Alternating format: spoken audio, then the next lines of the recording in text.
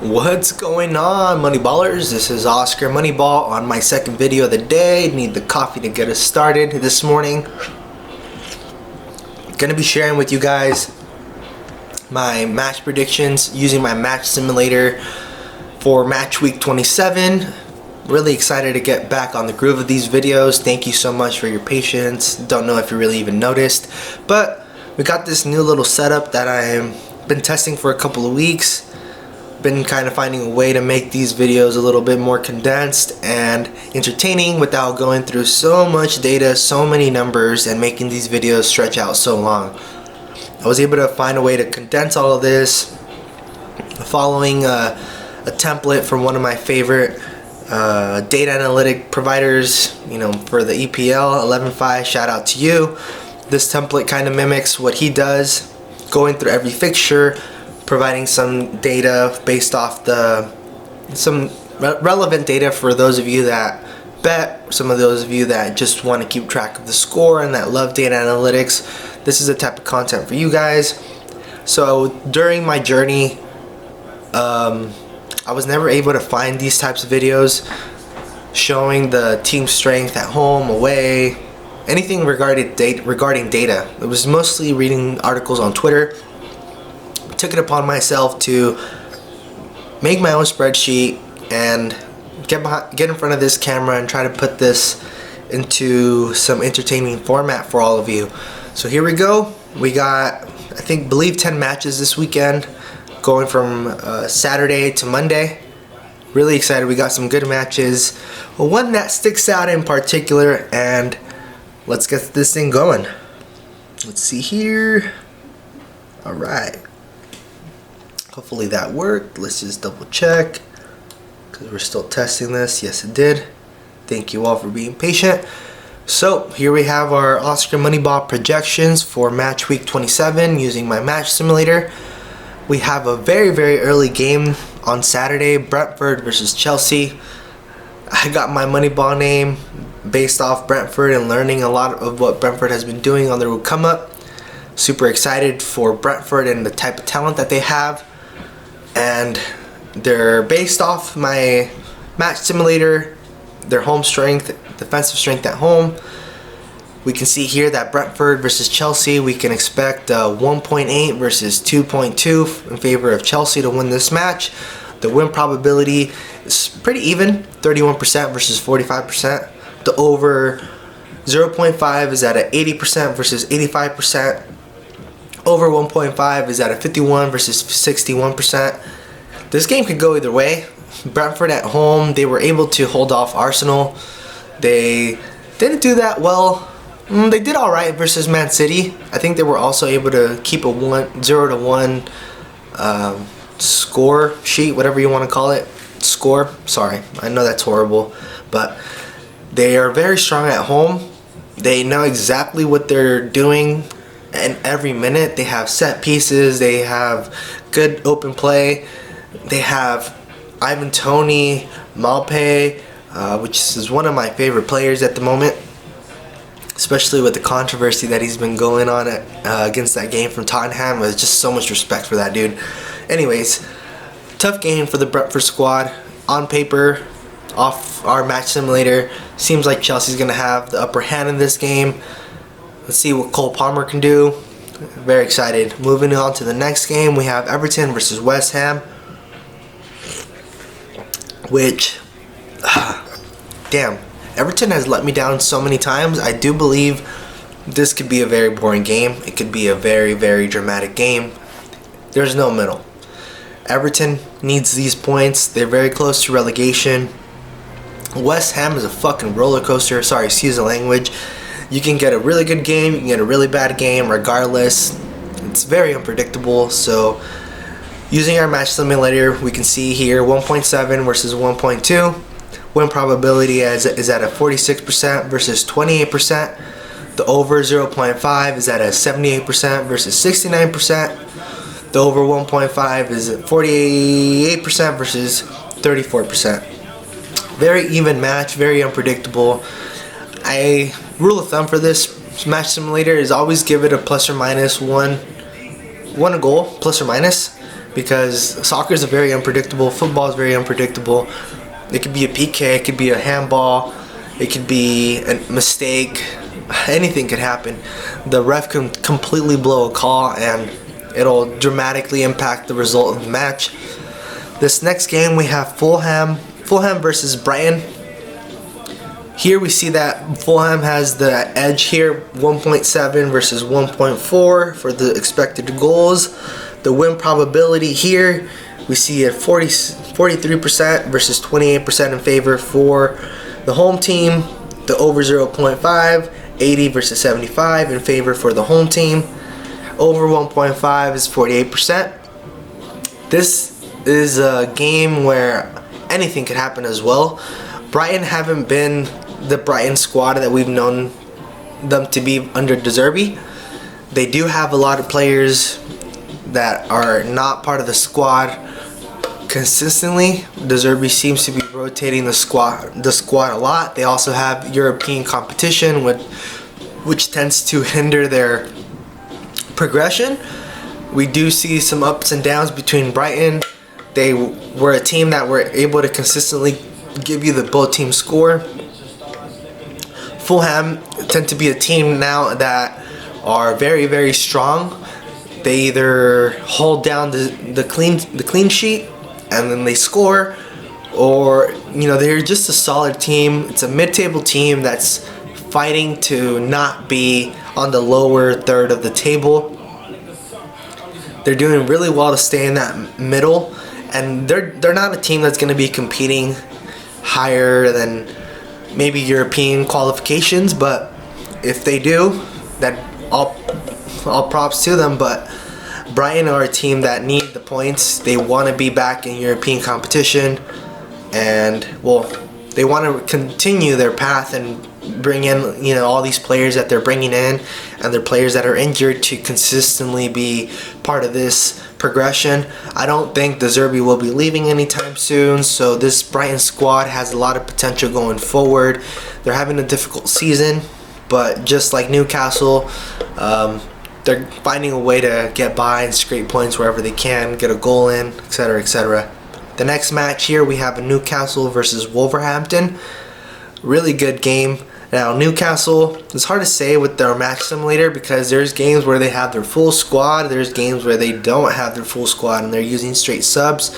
Regardless, their players have been able to get some positive results, some negative results. It's just like West Ham, it kind of varies, and it's because they had a really tough year playing Champions League, managing the EPL, a lot of injuries.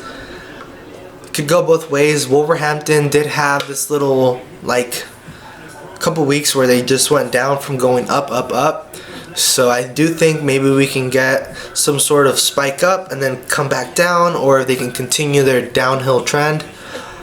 We see here that Newcastle is expected to win. Newcastle, starting the season, was one of the strongest teams at home, along with Arsenal and Man City.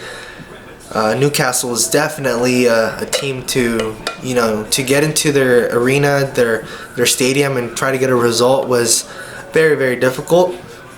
So they do have the edge here on the expected goals, 2.2 versus 1.4. The win probability is at a 54% versus 23%. Over 0.5 is 86% versus 72%. Over 1.5 is 62 versus 38%. Based off those percentages alone, I do think we can see some goals in this match, as all the other games don't tend to have the high probabilities that these, other than the Brentford and Chelsea game, they don't seem to have a lot of the high percentages on the overs on the goals here.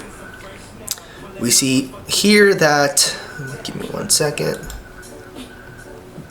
moving down the list. The next match is Nottingham Forest versus Liverpool. Nottingham Forest has proved to be a very strong team at home. Not as strong as some of the top teams, but they're going to fight. They're going to do everything they can to get a point, maybe walk away with 3. They have interesting players, nothing that sticks out, nothing that can make a difference, but together as a team. I think that they can deliver. They just played Manchester United midweek for the FA Cup. Did really good. Not sure if they rotated players or not. I'm sure they did. But they're playing against Liverpool. Liverpool team that just can't let go of any points right now. They have Man City and Arsenal like breathing on their shoulder, biting on their tail. They can't lose points. If they lose points, it's going to be an opportunity for these other teams to get them out of the way and take that #1 spot on the table. As you can see here, we have 1 goal versus 1.7. Win probability is at a 51% versus 24% in favor of the away team. The over 0.5, 63% versus 79% in favor of the away team. And the over 1.5 in favor of the away team.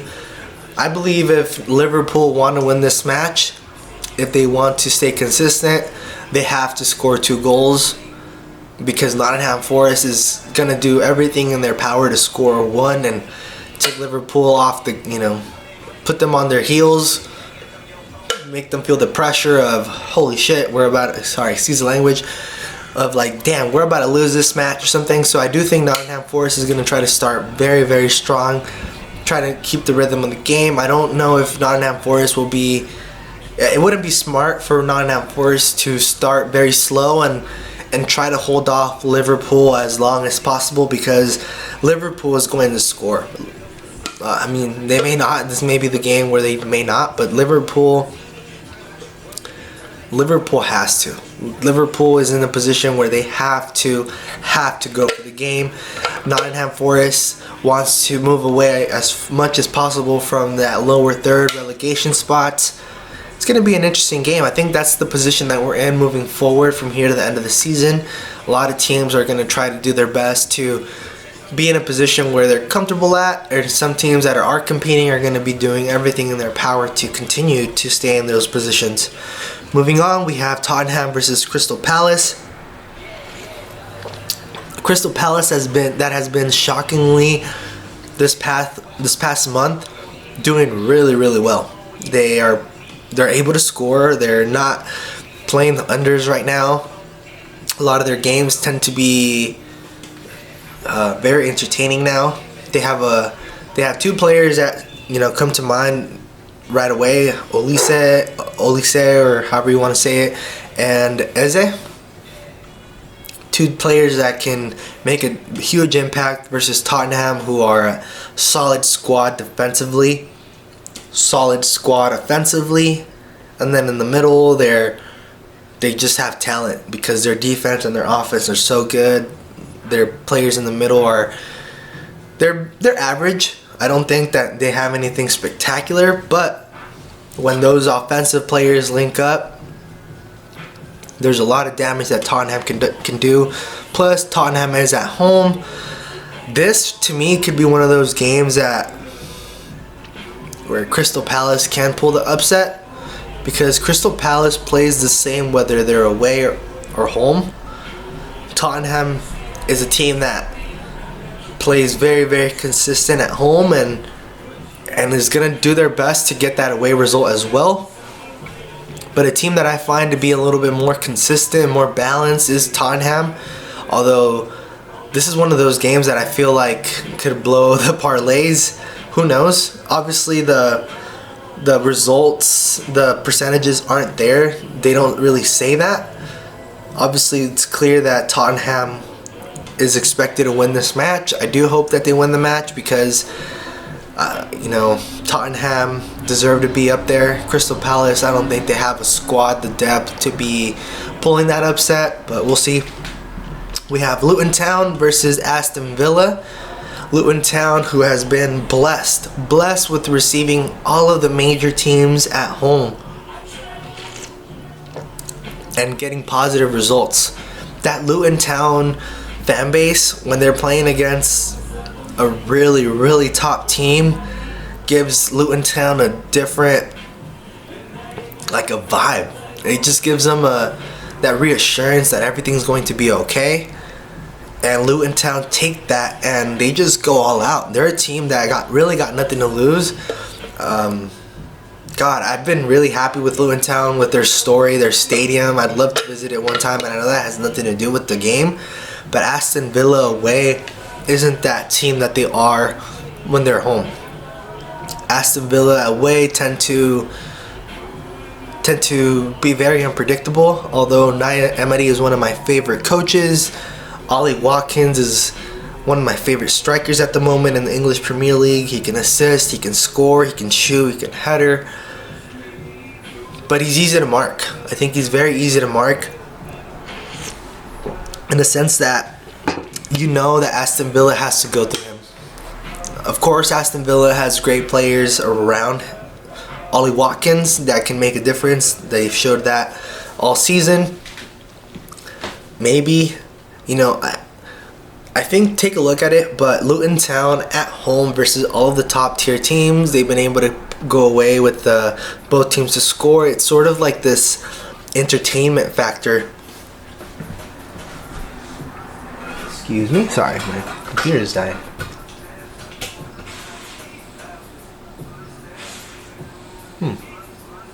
Excuse me. Let's see. Give me 1 second. Should be charging. I apologize for that. My fucking computer language is Oscar language.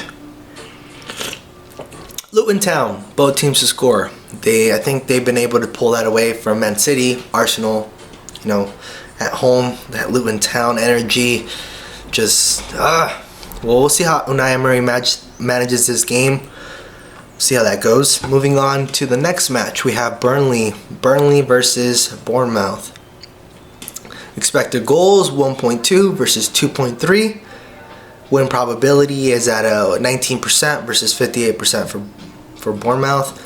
The over 0.5 is at a very high 85% versus 66% for Burnley.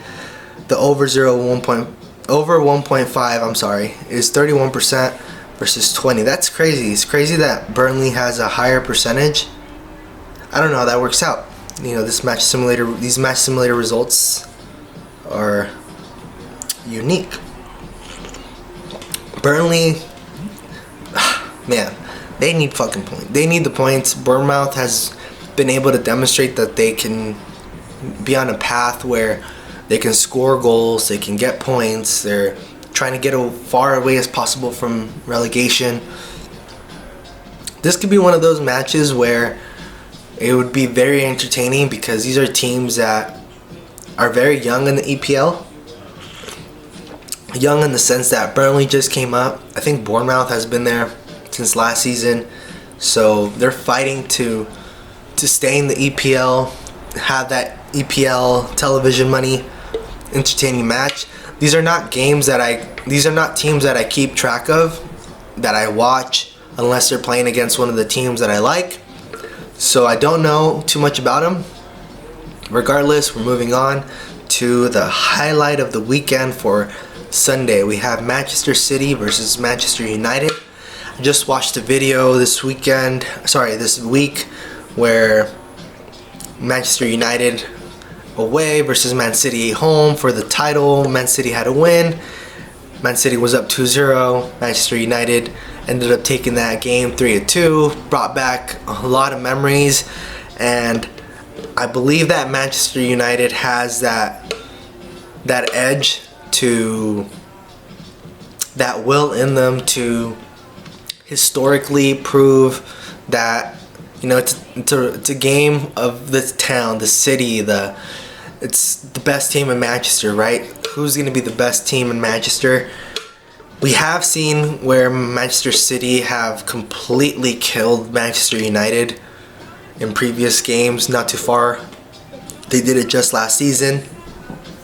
Manchester City is finding that rhythm. They do have rested Kevin De Bruyne, which I have a conspiracy theory that they kind of just rested Haaland and De Bruyne because of the amazing season that they had last season. They rested them with so many games, and these guys are still leading their teams with assists and goals. These two players are game changers. Game changers. And versus Manchester United, this is going to be one of those games where De Bruyne is just going to have to shine. He has to, because it's just like, it'll give him that confidence moving on to the next couple months, the Champions League, the EPL, and plus Manchester City is not in a position to let points go away. They need the three. They need the three week in, week out. 3 points, 3 points, 3 points. They need to put that pressure on Arsenal, on Liverpool, and one of them is eventually going to fall. It could be Man City. It could be Man City, because they have a lot more that they're playing for. Liverpool playing the Europa League is not really. If anything, it's more to keep them in shape and rhythm, right? To keep their players consistently doing good.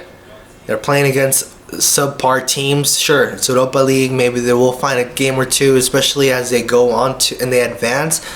There will be harder games, but it will be nothing compared to what Man City is playing in the Champions League. I think right now Man City in the Champions League, they're playing against a Copenhagen team that didn't really put too much pressure on them.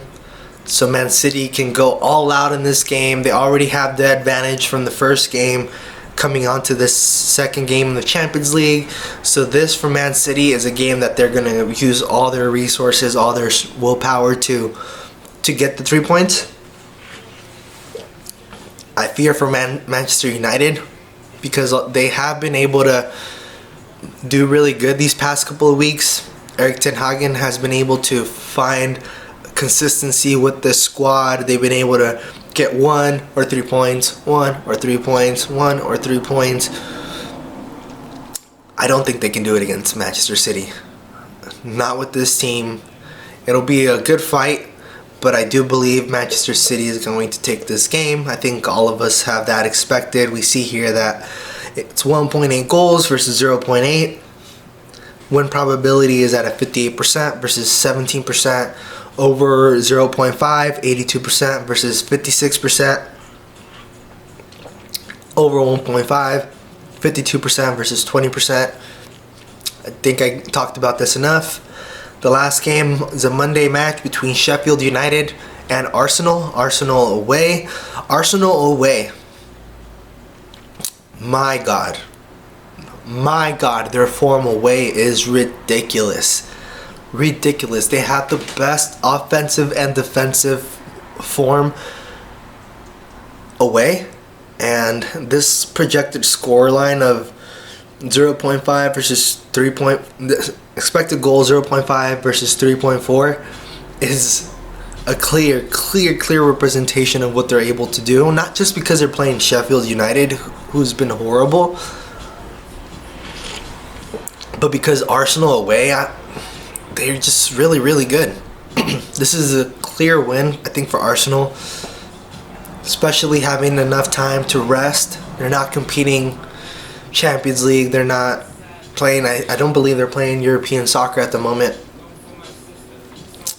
If Arsenal's in a position where, they can rest players, they can have fun, they can make their subs, they have depth, and as you can see here, the win probability is just 75% versus 3%, not leaving much for the draw.